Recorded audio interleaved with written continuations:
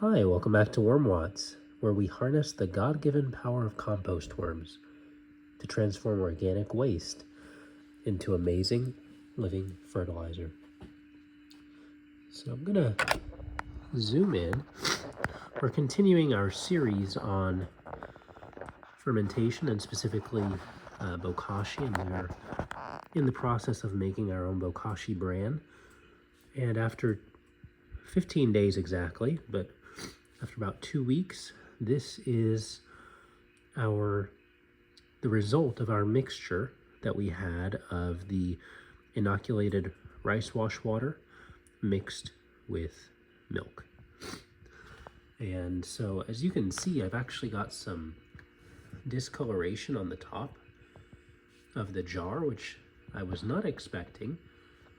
And I'm kind of curious about that. And you can actually, I don't know if you noticed that, but there was a bubble that just rose up there.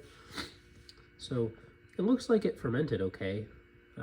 Having discoloration on the top is kind of normal when you ferment, based on my understanding. And if I'm incorrect, or if you know something else, please post that in the comments. But from what I understand, it's not too abnormal to have mold growth above the solution. And yeah, I'm continuing to see bubbles rise, so I'll try to capture that the best that I can so that you can see that as well. And I'm really hopeful that the bubbles that we're seeing and just the activity in this jar tells us that we have some active live cultures of our Lactobacillus. So without further ado, let me show you what we're going to be doing right now. So previously, when I've done this and made this mixture, the curds usually are on top and the whey settles to the bottom. But in this case, I really don't know what I've got here. This looks like a whole mass that's kind of settled down here. And it looks like there's some whey up here. So what I'm planning to do before I actually do any further steps is to try to separate the whey from the curds. And the best way to do that is to actually go ahead and strain it out. So I've got a glass jar here. I tried to pick one that had a nice pour spout so that later I can, after I collect the whey, I can pour it conveniently into another container that I can seal up. And then I've got some cheesecloth here. I'm hoping this will be enough cheesecloth, but if not, I've actually come prepared with a secondary cloth here. It's an old beat up cleaning cloth, cotton one that we can use. And I don't think that should be much of a problem if we have to use that. I feel like it'll have a better spread. And considering just how much we're going to be pouring, I think that it could be helpful. Now, the only concern that I have with regard to this cloth is that with its weave, it's going to catch quite a bit. Not just of the curds, which we do want it to catch, but I'm also concerned that it'll absorb a lot of the whey, which is what we're trying to collect. So the goal is for me to use whatever cloth we decide to put it here, kind of suspended up above the rest of the collection jar, if you will, and then pour the contents of this all into here and let them drip out overnight. So I'm doing this in the late evening, and hopefully in the morning I'll have whey separated out in the bottom and the curds on top. And I'm probably going to feed the curds to one of my whatever worm bin is fortunate enough to be the one that I select. So I'll try to figure that out after a good night's rest. But anyway, what we're gonna go ahead and do, we've got some flies trying to zoom around and check out what we've got here. I'm hoping that's a good thing. Usually flies are basically like dogs with noses as far as catching whiff of something. Wow. And so I just took the lid off of this, and I want you to see, I was not expecting all of this color in here. But look at that. We've got yellow and black and white all up there. So interesting to see. I think I'm going to go ahead and utilize this second cloth. This is going to be quite a bit of material to try to catch. For what it's worth, this does smell the way I'm familiar with it smelling. So despite the surface mold and whatnot, which I really could just pull off. So if I were actually trying to make cheese out of this, I'd probably scoop that whole top section off. But since I'm really not aiming to do that, I'm just going to go ahead and pour everything onto this cloth here. Whew, you can see how it just came right out. And it's like a, you can see the consistency it's coming out with. Whoa, that was not what I was hoping for. So I'm gonna have to hold this up a little bit better than I thought. All right, so I tried to set you up in a good spot where you can kind of see the action, but where I can have both hands free. Bring that over there, nice where you can see it. And now I'm gonna try to make sure that I keep this propped up. I don't want it.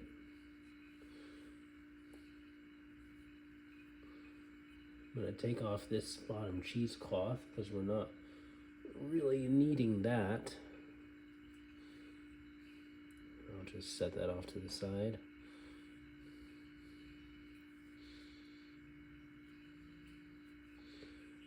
Okay, now the fun part is going to be, I'm probably just gonna set this down in here and then pour.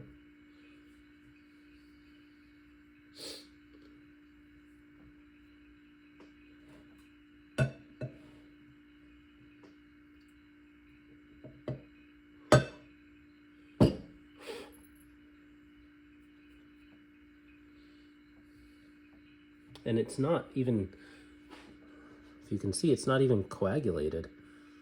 It's just kind of goopy. So, very interesting. Not what I was expecting.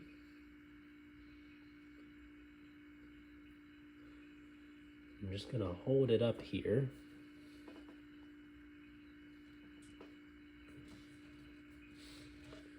Try to support it.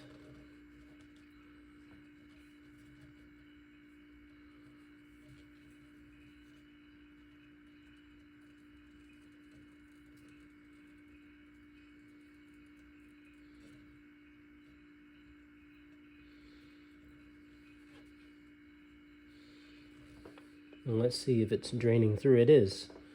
So we have it draining through. We're going to leave it like this for several hours. That's the goal.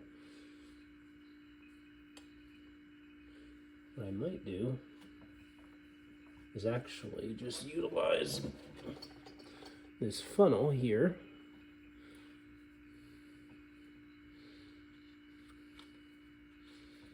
There we go. Now we've got some structure to it.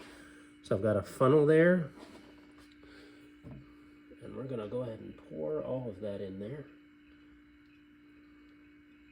And I've got flies coming now. They've smelled the goodness, so they are on their way.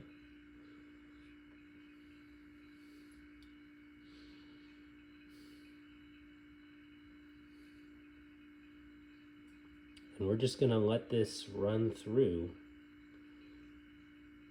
But well, yeah, this is gonna be a process, I can tell. I was not expecting this. So it is also very slow draining.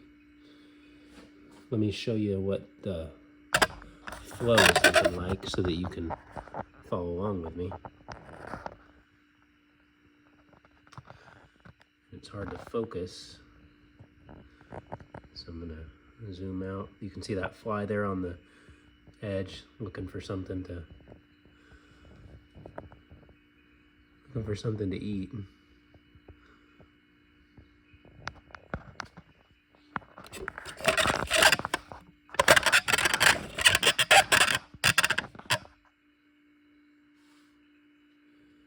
Sorry about all that squeaking from our camera setup.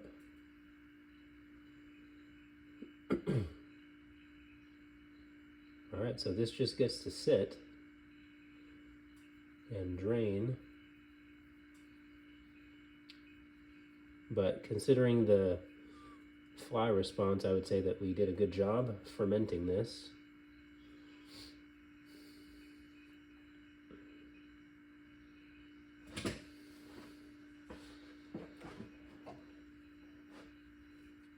Goodness. It is very slow going, but I know that our patience will be rewarded, so just trying to hang on here, trying to reposition this as best I can, see if different positions might yield a better result.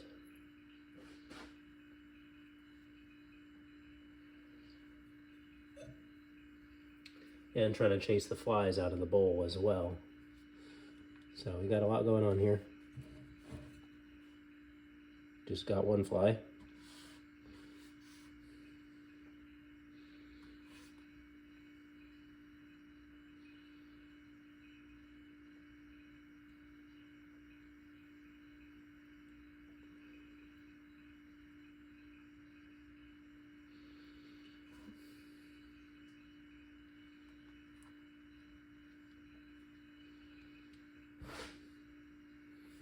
And there's still a little bit more. I'm gonna go ahead and pour on just a little bit more. Hopefully not enough to overflow this, or to cause this to overflow rather. And then, all right, that's all we've got in that jar.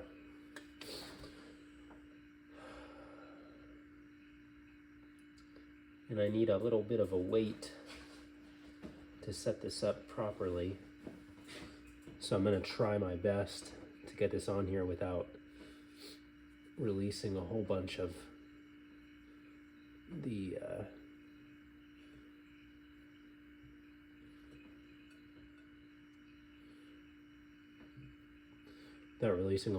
curds everywhere. That's going to be the biggest challenge here.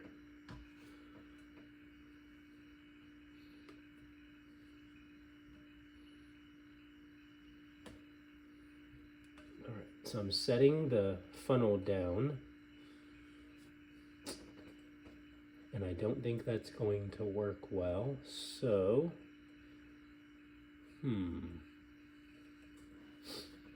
all right, so it's time for me to use, I'm going to gather up the corners and just try to elevate this up and let it drip out. So this is it without the funnel. I've been able to pull the funnel now. That was a nice step. And now it's draining directly into our collection jar.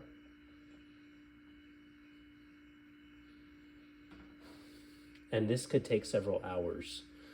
So I do want to get out of this awkward position. And the way I'm hoping to do that is by using this as a weight.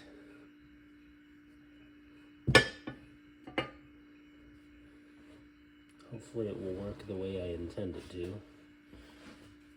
So I'm hoping to sandwich the cloth. Let's see if I can get that done. Okay, there we go.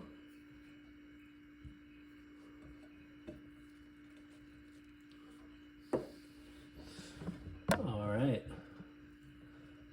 so I've been able to pull more of the cloth up and out. So we're going to take a look at it underneath and see if we have clearance. And we don't. It's still contacting the bottom of the jar. So we need to pull up a little bit more on the cloth so that it's nice and taut, kind of like not like a hammock, and so that the whey can really drain out well. Like I mentioned, this is not as easy as it looks, so I'm going to set you back up here and try to position this again.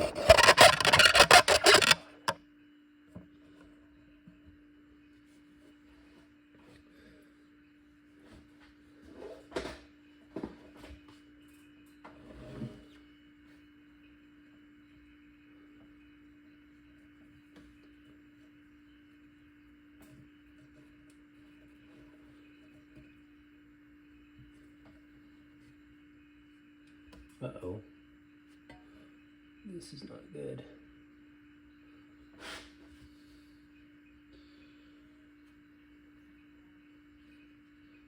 Okay, I've potentially got some of the curds about to pour out, which I cannot have, so I'll get my hand in there and pull on that corner to make sure that the curds stay out of the way.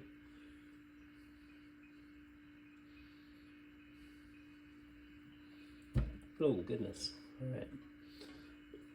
Just lost it all there, there we go. Okay, I think that might do it.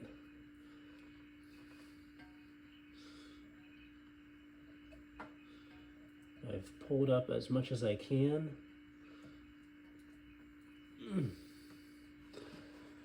Okay, so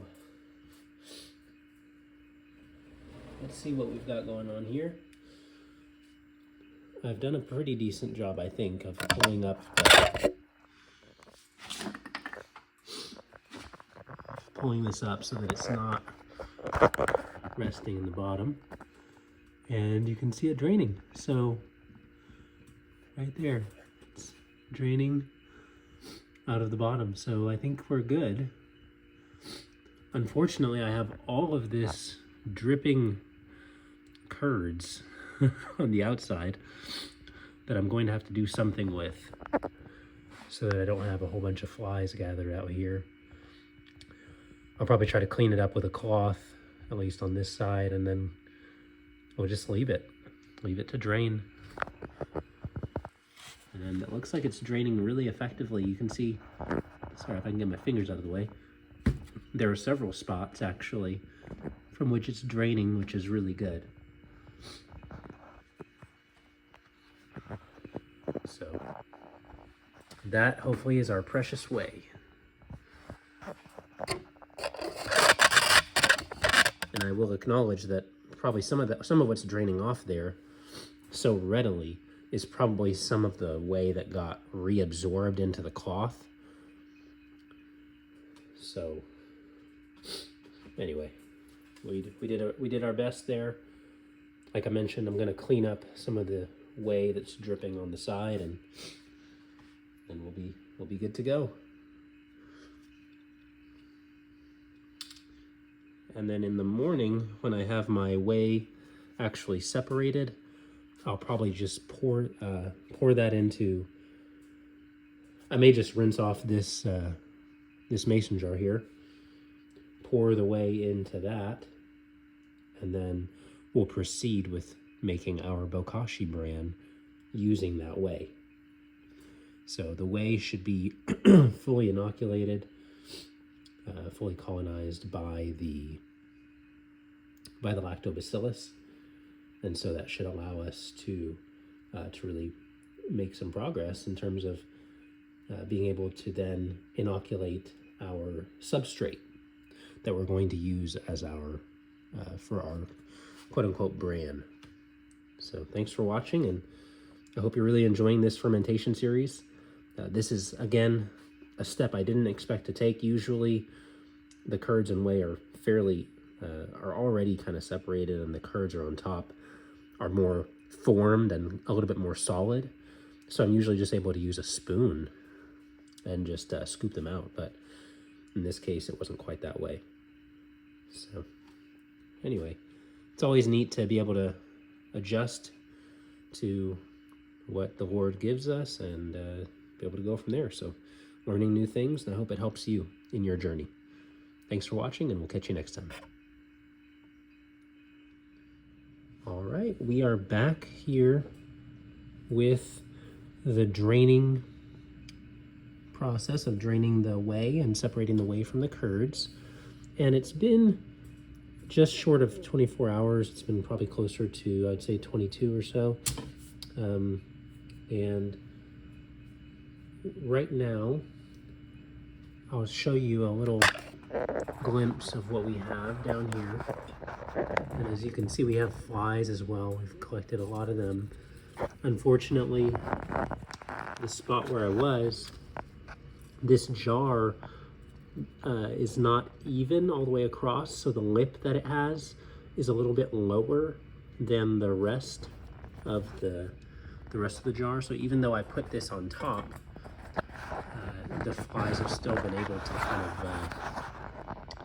able to sneak their way in there, and they've been congregating in there a little bit. But regardless, it's kind of irrelevant to us. The whey has been able to drain out without getting compromised. So what we're going to do, I'm going to move this off, move the collection glass off of this parchment paper here, and I'll go ahead and use a funnel and funnel the contents into our mason jar where we're going to be storing the whey. And that will be the end of our collection step. So let me go ahead and get you set up so that you can watch all of that, and we will proceed from there. All right, so here we are. Again, I've got the collection mason jar set up. The funnel is on top of it.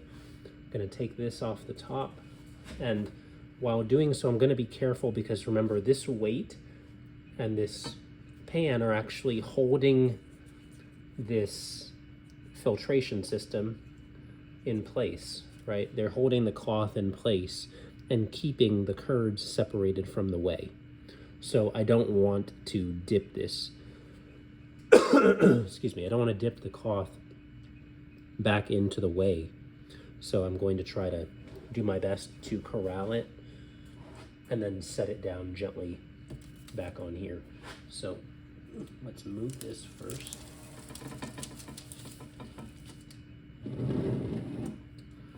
Let's move this off of the parchment paper because we're going to be using the parchment paper in just a bit.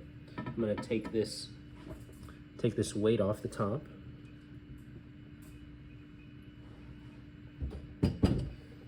And then I'm going to grab as many corners as I can and try to hold them, gather them together, and then all in one go, I'm going to lift the corners and the pan. So there we go. We got it all off. Turn the pan over, just like that. So after 24 hours, that's our curds there, and we've got a bunch of flies, like I mentioned, gathering around there. I'll just cover that over, and we'll probably just add that entire cloth just as is into one of the worm bins. I think it'll be nice for the worms to get some of that. But at this point, I'm going to take the whey that I've gathered here, and I'd like to show you just how it's nice and liquidy. And I'm going to wipe this, actually. I don't know if you can see on the lip there, but I've got some curds there I don't want to mix. So I'm just going to wipe the curds off of that. And now it's time to pour into our collection mason jar. So we'll go ahead and pour that in there using the funnel.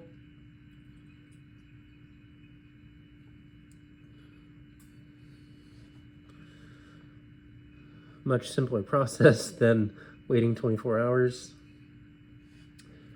And now we're done with the collection process. So funnel's done. And we'll seal that off. And now that you have the whey collected, the whey is good. I've heard that you can keep it stored in the fridge for about like a week or so. That's something that you can do if you want to create this or make this in larger batches. But that whey is microbially active, and by putting it in the fridge, you are basically slowing down the metabolism of the bacteria so that they don't run out of food and then end up just dying. So we are at this point, we're done with the collection step, and we're going to be using this very soon, actually. So I'm not really too concerned about the refrigeration process in this regard. But if you are making a larger batch, or if you want to make larger batches, I would recommend refrigeration or some other way of stabilizing it. And I believe Bear Mountain Farms has a video where they actually show how to stabilize your whey using a supersaturated sugar solution. So you can definitely check that out. I'll try to remember to link that video in the comments if that's something you're interested in, or in the description rather, if that's something that you're interested in. And I think that can be very helpful so that you can store the whey at room temperature once it's stabilized in that manner. Otherwise, you're going to look to refrigerate it and utilize it within 7 days.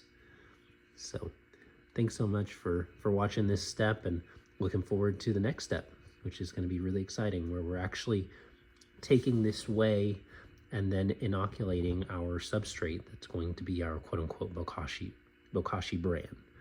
So stay tuned.